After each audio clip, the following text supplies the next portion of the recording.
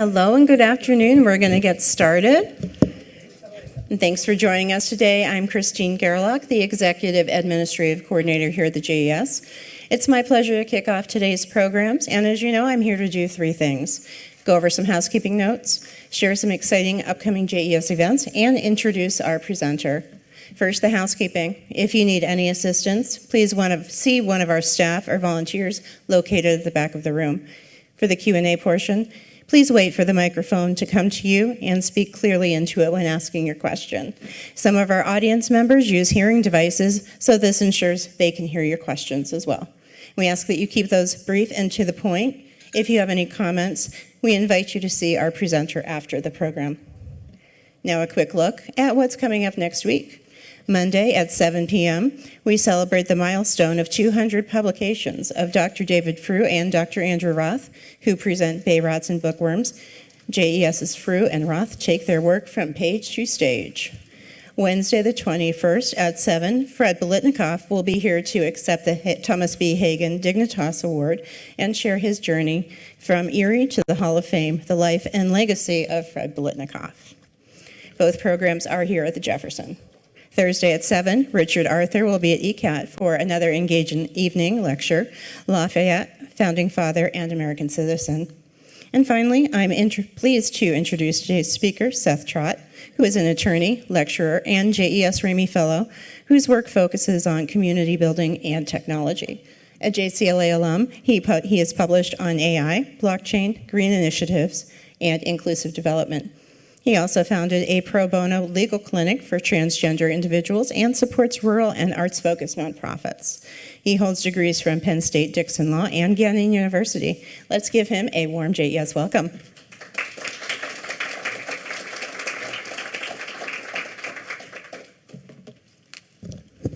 Thank you so much for coming today. I'm going to talk a little bit about the Presque Isle Neighborhood Network. It is a comprehensive community development organization that has just taken off, just started down in the footprint of the Presque Isle area. So at the foot of Presque Isle, you have all these little neighborhoods, and they could really use a hand being polished. And so this is what this organization is set to do. Usually these kinds of talks happen when you have an organization with something to present, something to unveil. This is a little bit different. This is the first ever public introduction of this organization. And again, we're just getting off the ground now. So, like I said, this is a comprehensive community development organization. What that means is that the organization does not silo itself into specific areas of redevelopment. So for example, if you have,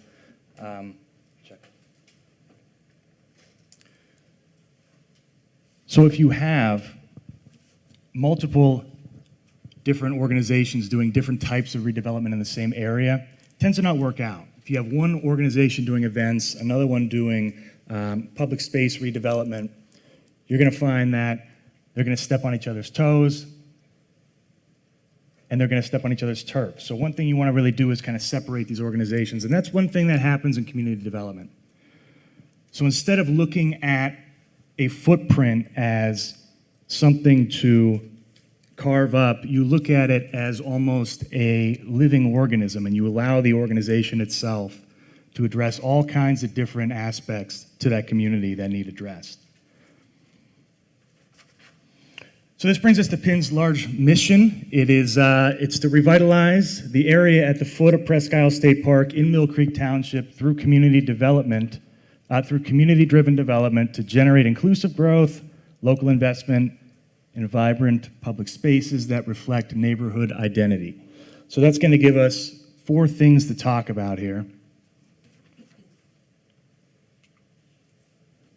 Being the area at the foot of Presque Isle State Park, community-driven development, inclusive growth, local investment, vibrant public spaces, and neighborhood identity.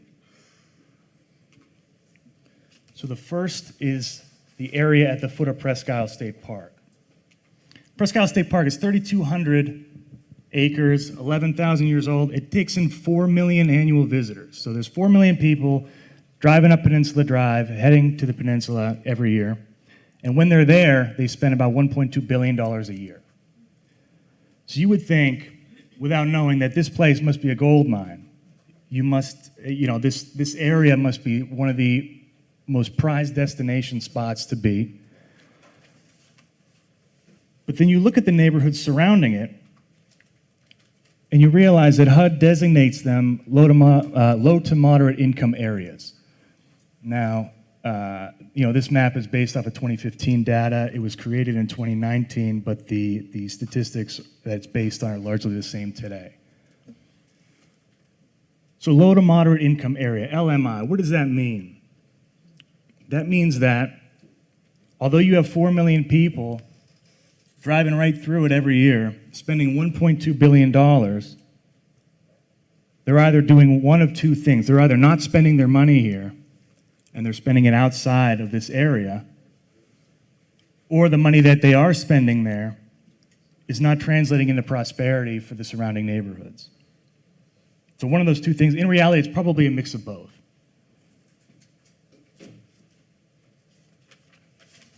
So that's the story of the area. You have low to moderate incomes, and you have a huge opportunity with 4 million visitors traveling up through it every year. It's a raw diamond that hasn't been polished yet. And really, if you're talking about it from a community development standpoint, it's an ideal canvas on which to paint a new community or to polish an existing community. It should really be a sort of laboratory for future. Oh, absolutely. Sure. This is So we got Pittsburgh Avenue right here, and then over here we have Powell, and then this goes back to this is like the Yorktown Center right here. So it's really this square area from Pittsburgh to Powell, the lakefront to right behind the Yorktown Center, like 15th, 16th Street back in here. So that's kind of the area we're talking about. It's a good mix of residential and commercial, and the low to moderate income we're talking about is the residential portion of this area, to be specific. So then you take this picture, and on top of it you layer brand new development that's going to pop off. So the Presque Isle Gateway redevelopment effort is the Presque Isle Gateway is happening in here, the district. It's this light blue line here. And in this, you're going to have all kinds of development coming in, millions and millions of dollars. But we got to make sure that, number one, when property values rise as a result of this development, that other people aren't excluded from being able to live in these areas. You're going to have a Cape Cod down here going for $500,000 in a few years as a result of this development. It's going to block out people from living in the area, so we have to go in and secure affordable housing to make sure that these areas stay mixed. Because otherwise, if you think about it, you're going to have a destination spot, a whole area to live, and the only people who are going to be able to live there are going to be like your 60-year-olds who had a lifetime to build wealth and can drop $500,000 on a house. But if you want a mixed demographic in this area, if you want younger people to come in, families, and you want a mixed society, then we're going to have to take action now to prevent essentially what would be gentrification. So this is the picture, and then you layer on top of it all these little neighborhoods, all these little subdivisions. So this is Millcreek in whole, and this is the area that we're talking about. So you have all these interesting little neighborhoods, all with their own unique history. You got a place like, I don't know if you are familiar with Project Algerine on YouTube, but they do some talk and a couple videos about these neighborhoods over here. But you got neighborhoods like Algeria Farm. That used to be a racehorse farm back in like the late 1800s, owned by William Scott, the old money Scott from the Scott downtown. And he had a farm here that would develop racehorses. And so when this turned into a neighborhood, the Colony Plaza is right there. They named it Algeria Farm after that horse. You got Tracy Dale over here. Tracy was a big railroad baron back in the day from Erie. You got other places over here like Forest Park. If you're familiar with like Forest Park Honda over there, that's why a lot of people are familiar with that. And then of course Lakewood over here is another one that they have a sign and a pretty active homeowners association that they work to beautify that neighborhood and keep it up. But then you got all these other little ones in here that people have never even heard of. I mean, when I'm out talking to people about this idea, they're like, okay, I live on Linden. I'm like, okay, you're in, this Orth Farm, and they've never even heard of it. They thought they were in Forest Park maybe, or maybe they thought they were in Lakewood. So you have all these little unknown neighborhoods, unknown subdivisions that could really be turned into something really unique, a unique area where people can take pride in the neighborhood that they live in. So to summarize kind of this area, what do we know? We know that it's a low to moderate income area. We know that visitor spending does not appear to impact residents living there. We know that there's large-scale development pending and that property values are going to appreciate. And then we have, on top of that, this layer of these historical neighborhoods. Some that are known to residents, some that are unknown. But it really makes for an ideal place to build a unique and forward-facing, future-facing, rather, community. So the second thing that we do is community-driven redevelopment. When communities are allowed to steer and lead their own futures and their own redevelopment, it reduces friction between the developers and the residents, and it allows for a far more prosperous outcome almost every time you do it. So we take some examples and we say this is what not to do, right? East Liberty, Pittsburgh. So back in the early 1900s, the East Liberty neighborhood of Pittsburgh was this big commercial corridor. And then in the 50s and 60s, developers came in, they tried to do this urban renewal, and they brought in these like suburban development ideas, plopped it into a heavily urban area, and it didn't work. They drove out all kinds of residents, and then for about 50 years, East Liberty just went on the decline. So it's now like early 2000s, and developers are coming in to redo that neighborhood because it's blighted, it's high crime, it's high poverty neighborhood now. And so you got the East Liberty Development Incorporated rather, LD. They come in and they start tearing down like affordable housing. They're taking down apartment buildings that had maybe 30 apartments in it, and they're putting in instead 6 luxury condominiums. So then you're reducing the housing stock by 24 houses or apartments, and the ones that you are building, the residents in that area can't afford to live. So they were doing this multiple times throughout different apartment buildings, kicking people out, and then as a result of that, you have these skyrocketing property values. So now people can't even come in to find other places to live if they're low income because everything that they're developing are these luxury condominiums. And it led to quite significant community pushback. You would have protests, you would have kind of standoffs between developers and citizens, and today there's still some tension there. Even today, there's still development happening today. LD's kind of learned their lesson a little bit, but today, East Liberty is known as kind of a national model of what not to do when you're redeveloping a neighborhood or redeveloping a specific footprint, a specific area. In contrast, you got Franklinton.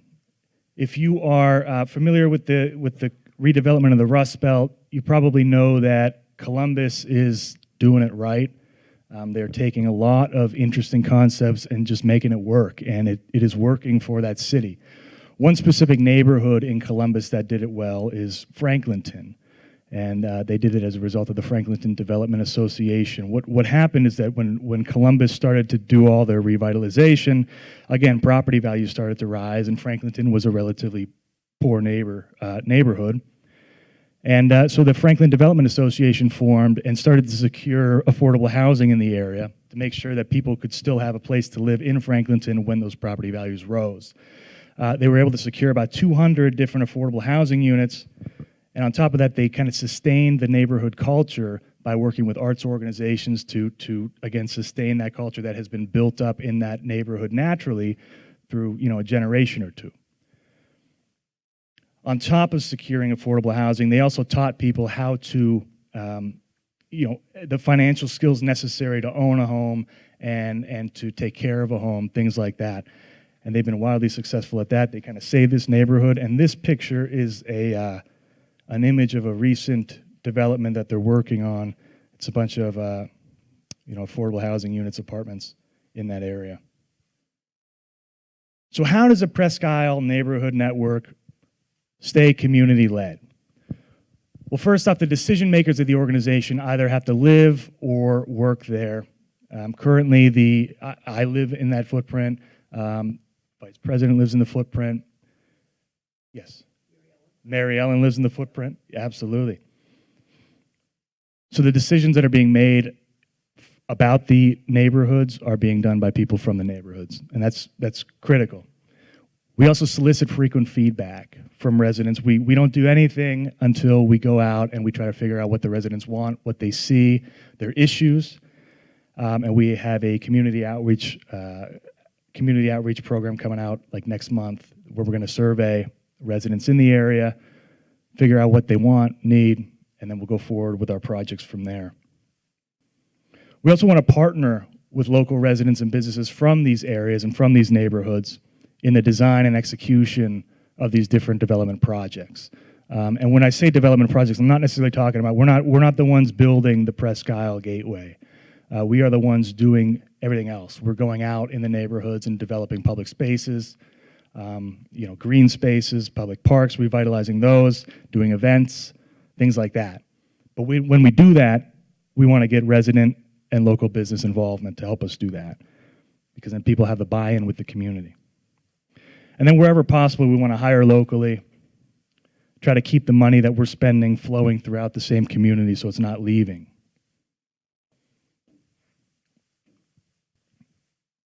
That takes us to the third point of the mission: generating inclusive growth, local investment, and vibrant public spaces. Inclusive growth is probably going to be one of the more difficult things to achieve because you're kind of fighting market forces there. But there are entire think tanks and organizations out there nationally that are working on this stuff and have all kinds of unique tactics and ways to make sure that when development happens, when the tide rises, all boats rise with it. But so, for example, inclusive growth. It's to make sure that the benefits that are being invested into the neighborhood, that are occurring in the neighborhood, are actually going out and being felt by the residents of the neighborhood and all the residents in that neighborhood. We want to make sure that the redevelopment produces these benefits for the community and that they're shared equitably among everyone. So affordable housing, again, I don't want to harp on this, but it's a big one. Again, the gateway development, it's going to cause property values to rise. And if we're not going in and securing these different houses, we're going to block people out.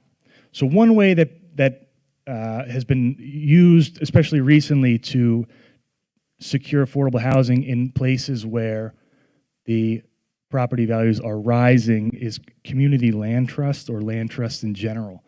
So what it is, it's a tactic where you take a house and you separate ownership of the land from ownership of the structure on top of the land. And then for the structure on top of the land, you build in covenants into the deeds that only allow that structure to be resold for, it essentially limits the amount of money that that structure can appreciate. So for example, if you buy a Cape Cod in Lakewood here, and you do it under a community land trust model, maybe you buy it for $200,000, and in 10 years it's worth $500,000, but because of the community land trust, you can only sell it for maybe $400,000. And what that does is that puts a ceiling on of course, on one, it's a trade-off. You have a ceiling on the amount of profit that the homeowner can make, but on the flip side, then it secures affordable housing in the area. It allows that person to actually live there in the first place, because maybe they didn't have $500,000 to drop on the house in the first place. So I mean, that's being used around And that's a tactic that we could also use. And it creates this mixed income development. It creates a cross-section of society that generally we're seeing communities want across the nation. They don't want to be, they don't want kind of a cookie cutter society. We go to local investment.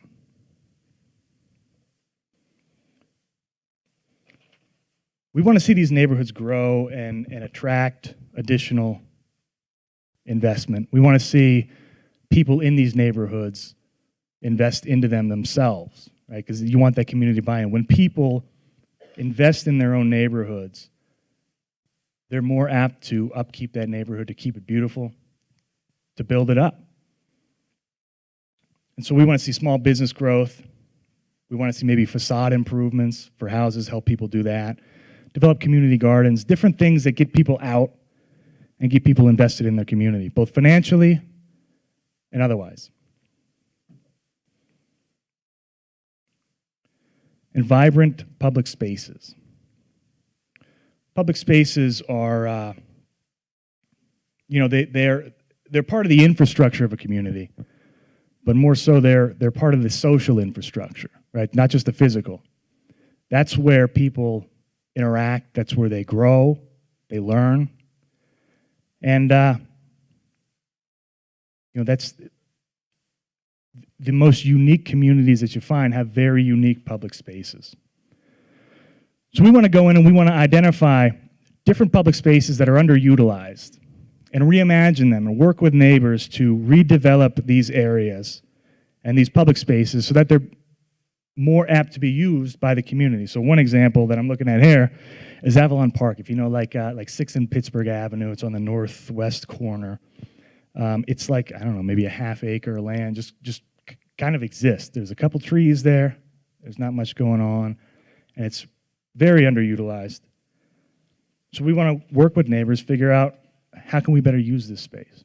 Because if you think about this general footprint, if you think about like Pittsburgh to Powell or Pittsburgh to Montpelier, and then back to maybe 16th Street, there's really not a lot of open space. There's heavy residential area, and there is a heavy commercial side of it too. But there's not a lot of empty space. So the space that we do have, the land that we do have, we have to use intelligently, and we have to develop it in such a way that allows the community to use it. So when we're looking at these different plots of land, when we're looking at different projects to potentially do, we want to try to identify those underutilized spaces.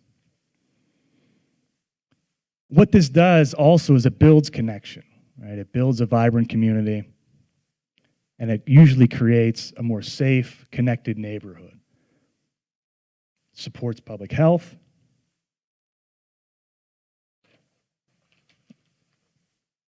And supports happiness generally. And finally, we have a neighborhood identity. So a neighborhood is by and large more than just the bricks and mortar that make it up, right? A neighborhood itself is really the people in it. So when you're talking about building a strong neighborhood identity, you're not just talking about, again, revitalizing public spaces. That's part of it. But it's what people do with the public spaces, right? You want to create that culture. You want to preserve that culture, and you want to develop that civic pride, that people go out and they meet other people, and they use these spaces, and you use these neighborhoods to really fortify their lives. So one way to do that is we want to have events that connect people to each other. We want to go out and tell the stories of residents and business owners, and then use these new developments, the bricks and mortar part, to sort of texturize and fortify the people aspect to neighborhoods. So, one example is, I was just thinking, I was at Giant Eagle the other day, and I was at the Yorktown Center, and I was talking to one of the workers there, and he was telling me all about how he hates when he was bringing carts in, and he was telling me how much he hates when people leave their carts, not in the cart location. And I was sitting there, and he had it was a really interesting story. And I was like, man, this would be really interesting if somebody would would capture this story and kind of put it out for people to see, not to force them to put their carts away, right, but just to kind of get the perspective of somebody else. I thought that really kind of makes an interesting community. And, you know, things like that tell the stories of the community. So what is the Presque Isle Neighborhood Network? It's really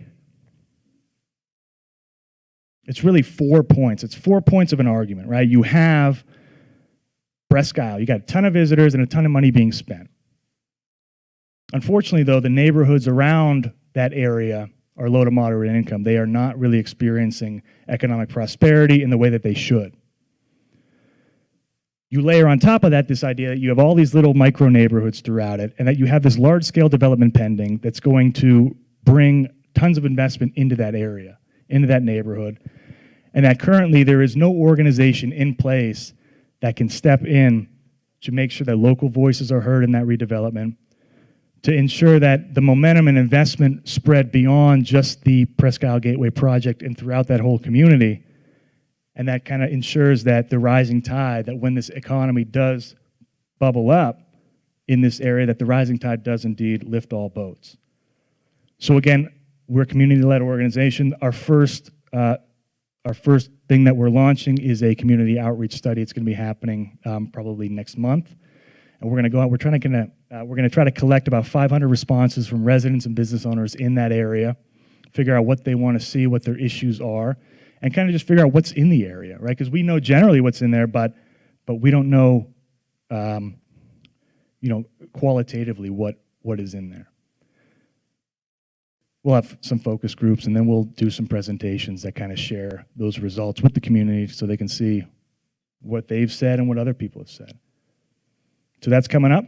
And then, when done right, revitalization doesn't replace communities, it empowers them. And so that's really our mission in a nutshell, is to go out, take these communities, polish them, and develop a more beautiful area for Presque Isle.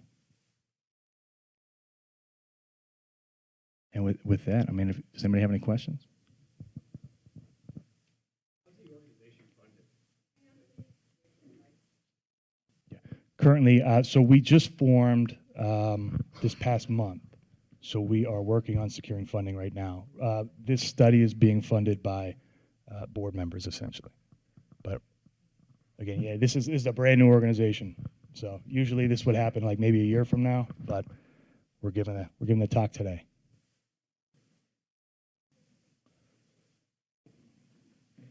I know that we've got kind of a geographic cutoff there.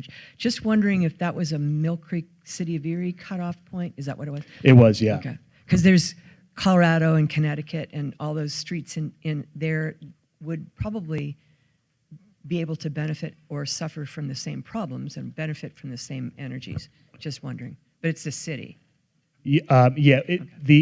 So we drew that line largely because we didn't want to have to fight both Millcreek politics and Erie politics at the same time. I hear you. I hear you. Yeah. That's kind of the reality of the situation. But I can see that the good energies simmering over into those other streets as well. Absolutely. Okay. One of the goals that we want with PIN is that there are organizations like homeowners associations and things like that that do work around this footprint, both within it and around it.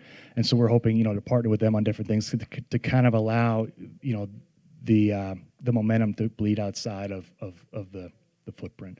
But that's another issue that we were talking about, is that you have our West Bayfront that goes to essentially to Frontier Park, and then you have Leaf that oversees Frontier Park, and now you're going to have Presque Isle Neighborhood Network going to Pittsburgh. But between Frontier and Pittsburgh, there's nothing there. Or maybe there are small organizations that could be built up, with the right vision or something. But yeah. Hi there. Great presentation. I came from a big city that had gone through decay and gentrification, so I kind of get what that is.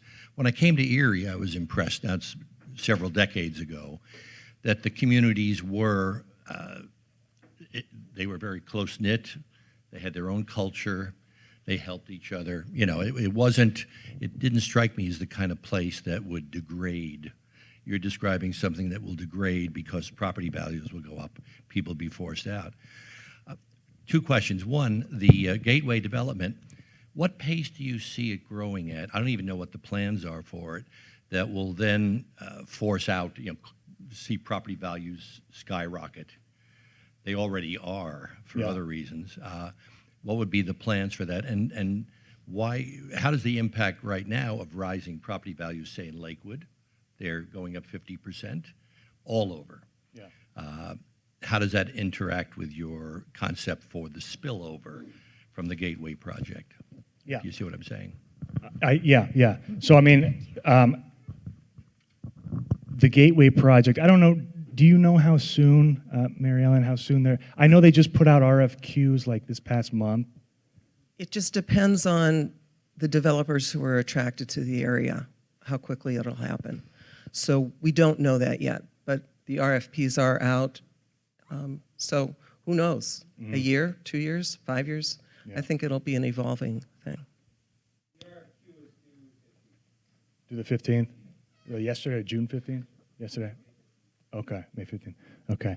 I mean, so as soon as that gets going, I would expect to see property values. I mean, like you said, they're starting to rise now.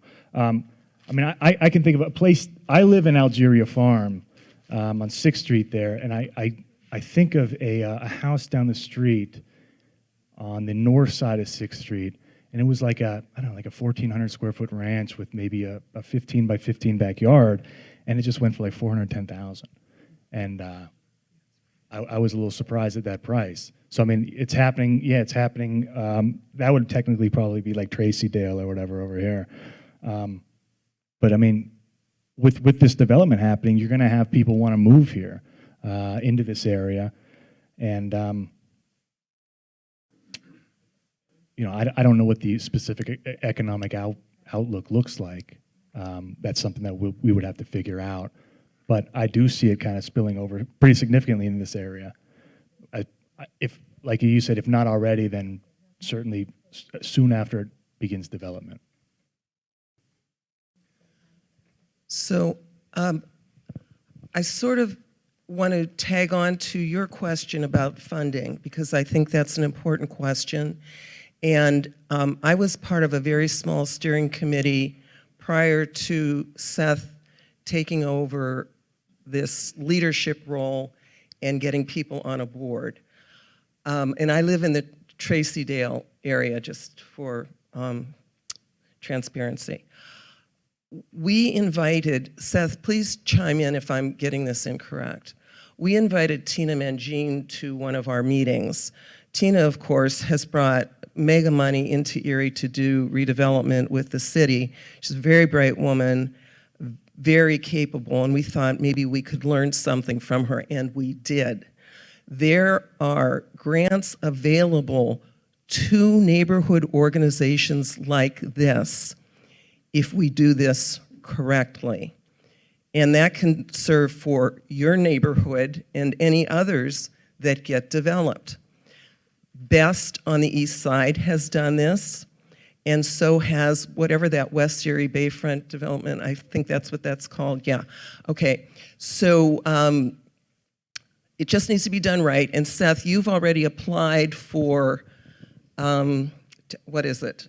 We're becoming a tax-exempt organization. Oh, yeah. 501c3. Okay, yeah, we're waiting on that. So that's an important thing for the money to flow properly.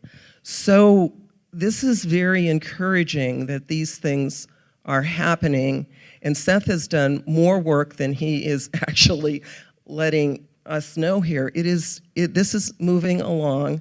It is in the beginning, but we have done that research. Funding is critical, or it's just gonna, it's just not going to happen.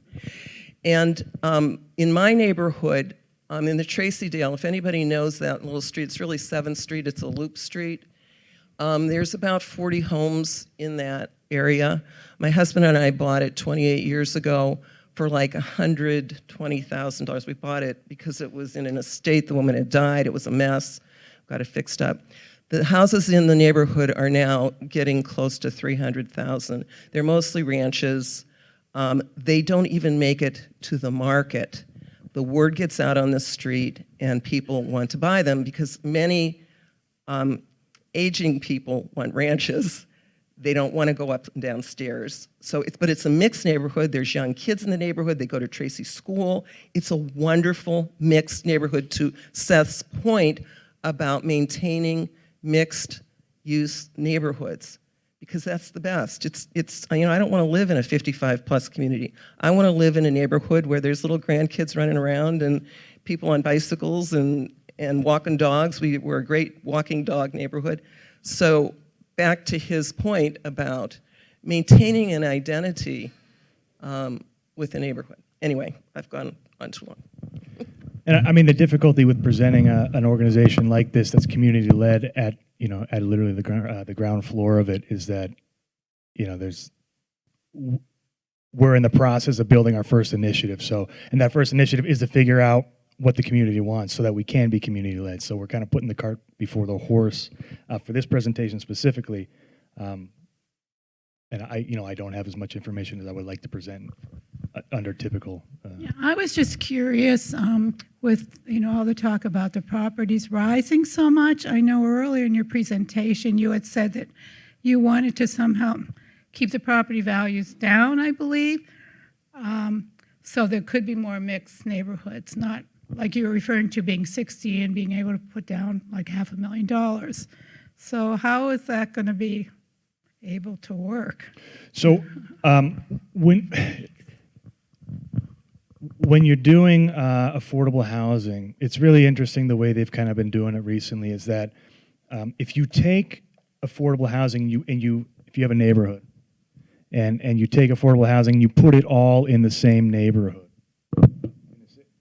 Well, in the same neighborhood, like you put it in the center and you just group it all together, then it's going to weigh down that neighborhood. It's going to depress property values. But if you take a neighborhood and you speckle affordable housing throughout it, so instead of putting, if there's 15 houses on a block and 10 of them are, created to be affordable, the surrounding blocks are going to get dragged down. But if you put one here on this block and one on this block and two on this block and over there, when you speckle them throughout, it doesn't have the same effect on property values as it would if you group them all together. So that's one strategy that we could go to make sure, because we don't want to keep all the property values down at all. We just want to make sure that there are opportunities for individuals who can't afford $500,000 house to live here as well, so that we can create this neighborhood, so that we can create a cross section of society in this area.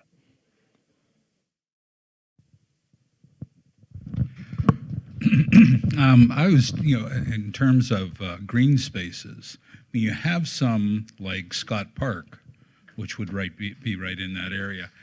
And then Lakewood Park, I saw a picture of Lakewood Park. They are owned by various, some are owned by the township, some are owned by the school district. And that's the other thing is the big space right at the corner of Presque Isle and where the old Tracy School was. Right, yeah. Yeah. Now that I have never really understood why that has sat there completely unutilized. And I don't know about those places, who actually, if it's a school district still owns it, I see, so I just wonder how you go about negotiating changing any of those spaces, when they have complex ownerships. Yeah, Scott Park is one thing that we were looking at in some of the early phases of this development, and it would be, that's owned by the township. The township is coming out with a Parks and Rec plan essentially, so I don't know what they're going to do with these specific parks there. But one aspect would be to generate these partnerships with different organizations around Erie to try to rehab these parks and really kind of put money into them. So, for example, like I had a conversation with the Seawolves a couple months ago, and they are starting a foundation or a nonprofit that goes around and uses their know-how and equipment to revamp baseball diamonds. And I thought, well, so I had a conversation with them. Maybe are they interested in coming to Scott Park when we get this thing going and helping us, redevelop that baseball or one of the baseball diamonds in there. So that's that's one example of things that we could do, partnerships that we could create to build up these different areas and these different parks. But yeah, I mean, with the Tracy, I don't know who owns that piece of property. I could look it up, but It's not part of the green space down the road. I mean, right on the cusp. It's not within that development where they tore down all the buildings and. it is not. No, no. I mean, it's definitely. I mean, it's in the Gateway District, but it's not. In the Gateway District plan, there are plans. There's like an idea thrown in there to build on that property, but it's not part of like that specific. Are you talking about 12th Peninsula? Yeah. That's for Dorco. Sean Taylor is actually in charge of it. Yeah, for Dorco. It's a privately held. Okay.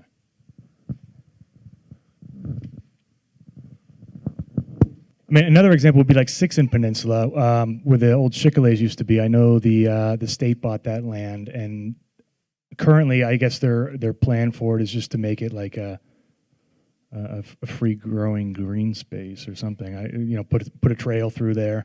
But maybe there's some work to be done there. I'm not saying like major development, but there might be something that we could work with the state on with that if they're open to it. But I mean, these are all conversations that are coming up in the over this summer, essentially.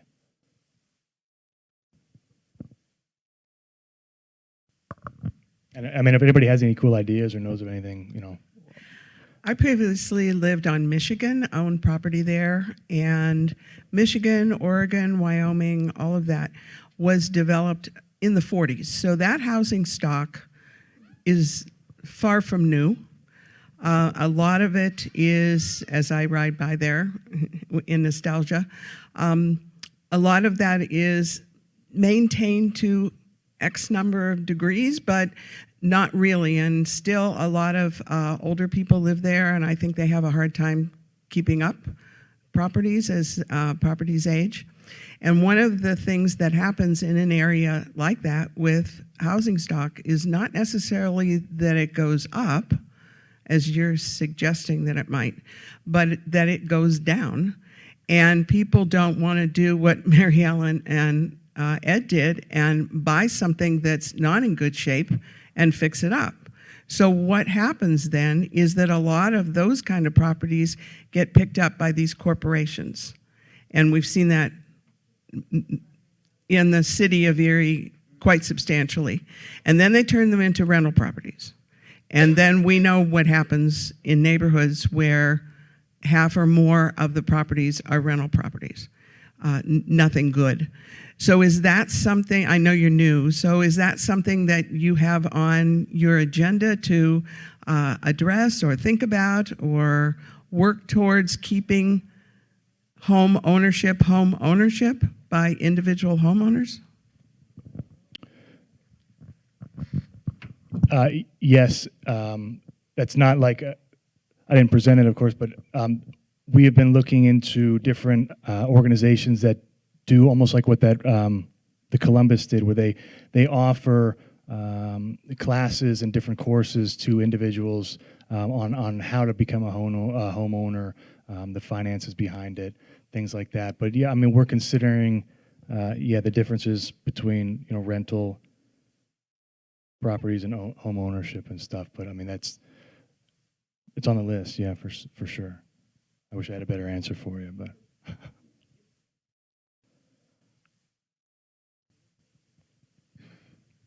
I know. I think the St. Martin Center does those talks, those courses, and we want to sponsor some of those.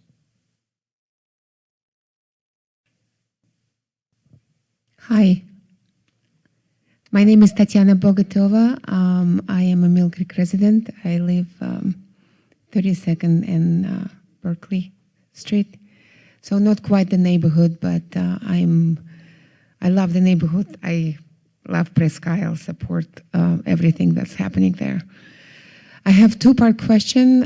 One is, who are the founding members of the Alliance and who are on the board? And two, which organization is doing the study, focus groups, and collect data to decide what the next steps are? Yes. So we have a steering committee, and then we also have an organizational board. The steering committee is Mary Ellen Dahlkemper there, Robin Crago of Les Crago Jewelers, Chip Reel, who used to own the Colony Plaza, no longer does, Chris Gray of the Erie County Community College,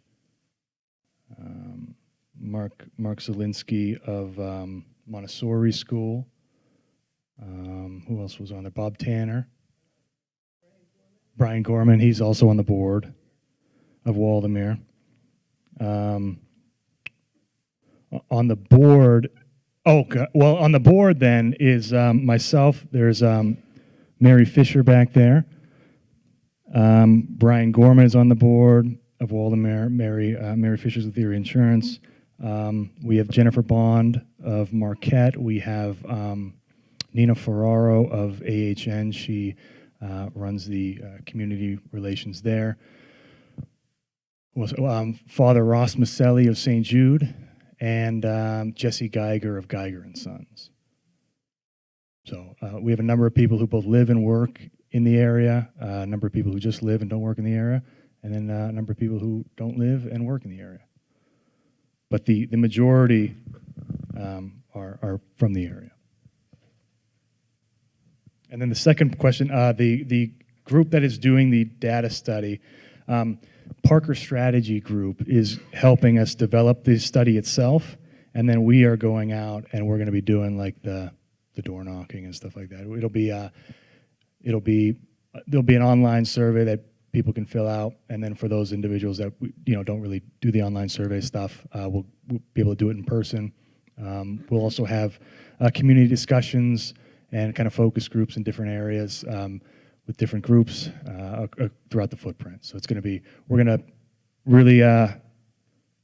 working to make sure that we get all demographics represented in there. Hi, so I'm a student actually at Barron, so I haven't lived in the community very long, but really value hearing all of your perspectives. I was just mainly curious, I know you had presented like examples of how you would gather the community perspective, and one of them was like focus groups. There were some others, but I was wondering like how exactly you would collect a diverse range of participants to like participate in those focus groups or interviews and things like that to ensure that you're really getting as comprehensive as like an approach and understanding of our values. And yeah, I mean, to do that, you really kind of just have to be intentional. You have to look at the footprint, look at the demographics within the footprint, and then target specifically individuals to take part in these things. And again, with we're going for 500 responses minimum for like statistical reasons, but we're hoping that number will allow us to really get a good cross section of that area. We want both business owners and residents, mostly residents, obviously, but we want, because some of the initiatives that we'll do will be economic development things. So I know like the Erie Downtown Partnership does a downtown like gift certificate. Maybe we do something like that. I don't know, but to help drive people into these businesses in the area. I don't know if that answered your question at all. Okay. But I mean, I actually have a meeting after this with Nicole Parker to kind of discuss, what the survey looks like going forward. So we're in the process of developing that right now with them, and then it'll be launched probably in June.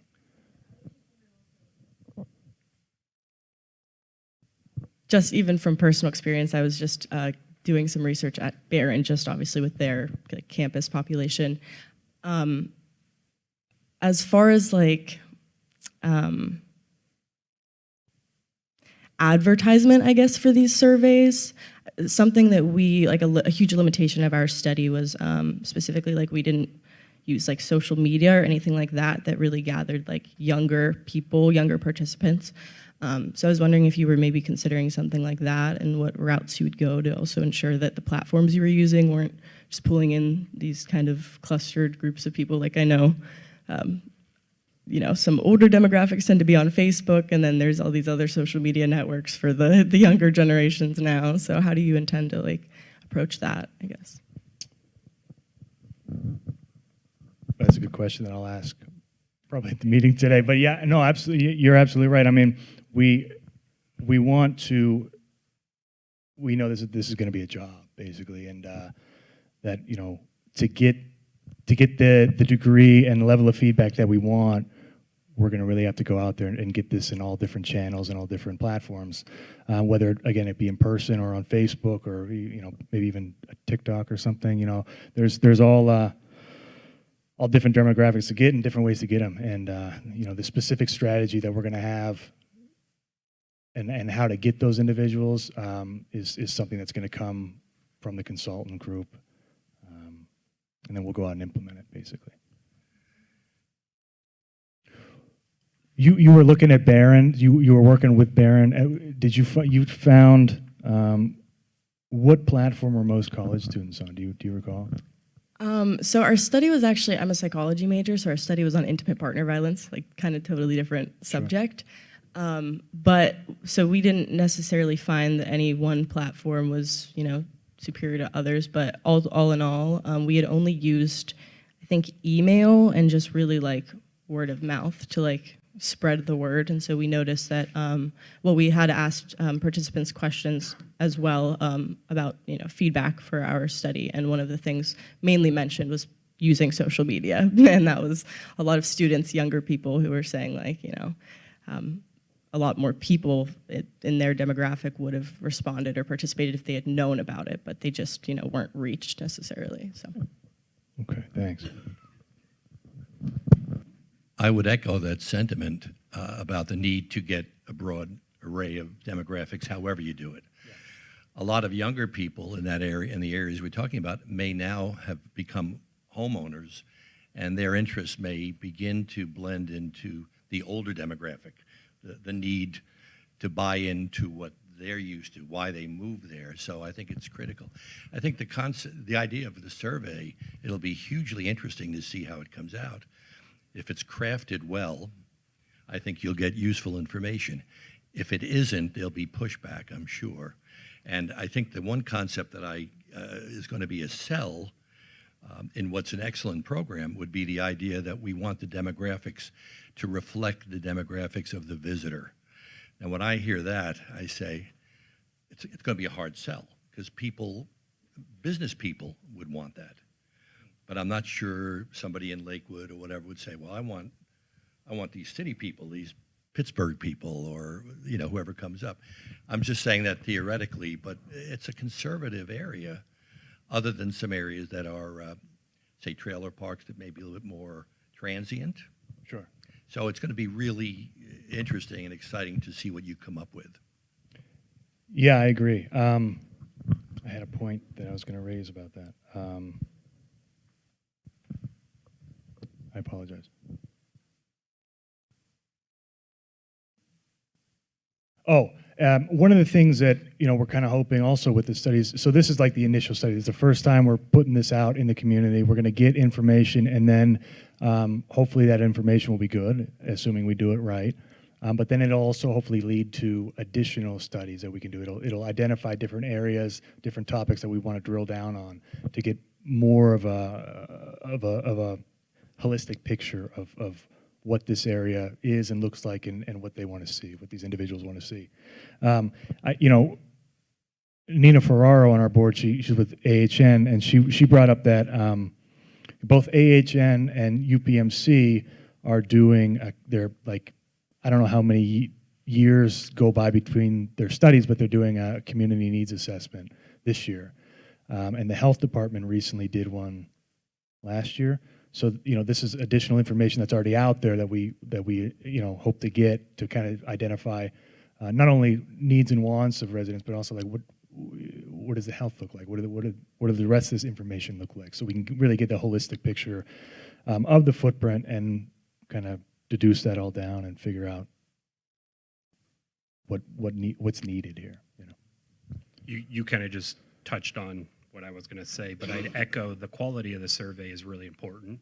in the sense that it's not a wish list, but more of a gather initial feedback and then dive a little bit deeper, maybe with a series of surveys, so that you can take the outcomes from the first survey to then build engagement, build consensus, build, I think camaraderie amongst the community through more of a series of surveys.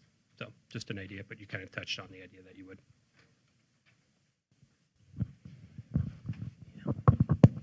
Yeah. So I would, you're like right on. The survey is critical, how it's done, and also the focus groups, how that transpires. So kind of tagging on to what you two have brought up around the survey. This group, and again, Seth, if I'm misspeaking, you have to, okay.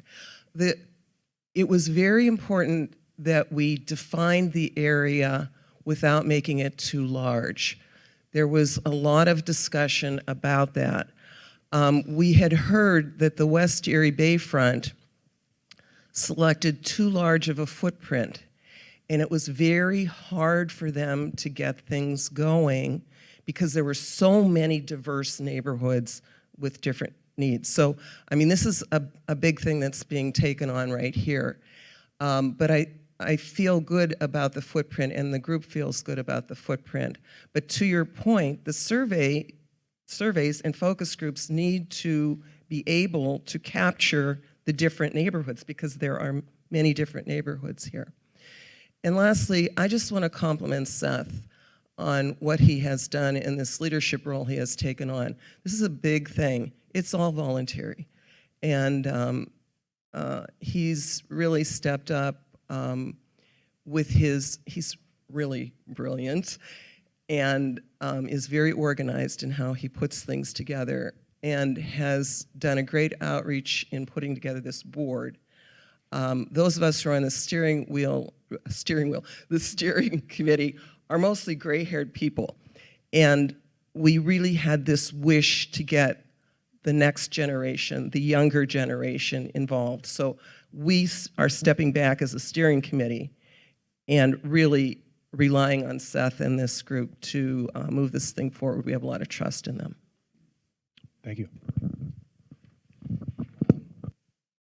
But yeah, I mean, the footprint was a big discussion, and there, we actually, this is the proposed footprint right now. We actually haven't formally adopted a footprint yet till after this community survey, because what we don't want to do is, figure out that, this area over here, maybe there's like Lakewood, for example, it's got an HOA. Maybe instead of extending our footprint all the way that far out, maybe we just work instead with the HOA there, and they essentially do our work, and we help fund them or whatever it is. All different ideas. But this is where we're at right now, and we do feel good about it. But we're waiting to get a little bit more information before we do a corporate resolution and actually adopt it. Hello. I would just like to commend you and the committee for what you were doing, but I can't emphasize enough the importance of getting information to the community members. I lived in LA for 40-some years, and I saw several areas decimated by development and gentrification. And the investors come in, they buy certain plots, but then private investors come in, go to individual homeowners and offer them twice, triple times the amount of their housing. And a perfect example is Inglewood. Inglewood is a small community. Way back in the 20s and 30s, it was an all-white community, has black people, African Americans started to move in, Hispanics started to move in. It became a national #1 city for African Americans. The Forum is in the middle of Inglewood. It was bought by Madison Square, it was bought by a church. It was bought by Madison Square Garden. Then somebody else came in and wanted to buy it and to do something else with it. The other thing is the SoFi Stadium is across the street from the Forum, which sits on 30 acres, has all of these major concerts coming in and events. The SoFi is across the street, and the Clippers want to build a stadium close to the SoFi. So the people in Inglewood are being bombarded by individual developers offering them $1 million cash for small cottages that are well kept, in good shape, but worth 5, 6, 700,000. But they're being sold. You know, when somebody shows up and says, "I'll give you $1 million for your house," and you're an elder couple, and the longevity has been there for years, and so the whole area is changing. Traffic is impacted. Housing, schooling is impacted. As these developers come in, then they want to tear down the cottages and build a mega mansion. So I commend you, but I also would say you have to get information to the communities soon and early so that the individual has more information as to why these people are approaching them trying to buy housing. Thank you. Yeah, I that's interesting. I didn't know about Englewood. I always find it interesting that usually the areas with the largest destinations, you know, Presque Isle, it sounds like Englewood, and I think of, I'm trying to think of another neighborhood, but usually they have these destination spots that you would think would generate a lot of economic activity in the neighborhoods, but these neighborhoods end up being incredibly poor. So I haven't delved into why that is specifically, but yeah. So thank you for your input about getting information out. Yeah, we absolutely will. I appreciate that. Seth. Yes. Over here. Oh, hey. I also want to commend you guys. I don't know if you guys even know this number. Maybe you do. From 2020 to July of 24, Millcreek lost 1,000 residents. And I feel our neighborhoods are what hold the residency. So as we lose residents, we lose tax base, and we just can't do that. We need a healthy township, and usually with healthy townships go healthy neighborhoods. So I think this is a great project you guys are putting on here. It's wonderful. Thank you. Seth, could you just reiterate the geographic area rather that's being considered for this survey? Yes. So Thank you. We're at that's Pittsburgh Avenue, the border of Millcreek and Erie, and then it goes back to this is 16th or 15th Street. It's weird. It's got this jog that turns into 16th to 17th or something. But basically right behind the Yorktown Center, and then it goes across along the airport, and then down. This is Montpelier. This right here is Powell Avenue, and the reason I got this line here is because that's this line, you know. So really, this is like extending out here. And the reason why we extended it a little bit out past Powell is because the demographics here are essentially the same demographics here. The reason why I think that this is a low to moderate income area and this is not is because you have, where is it at? You have, it says Harmony Drive here, but you got Commodore Drive here where there's like $1 to $2 million houses. And that's one block beyond Montpelier. So I think what's happening here is that this is probably actually low to moderate income as well, but the way they measure it is being bled out by, you know, these $1 million houses down here. So that's kind of why we extended it out to Montpelier. But this is technically the area that is designated by HUD as an LMI, as they call it.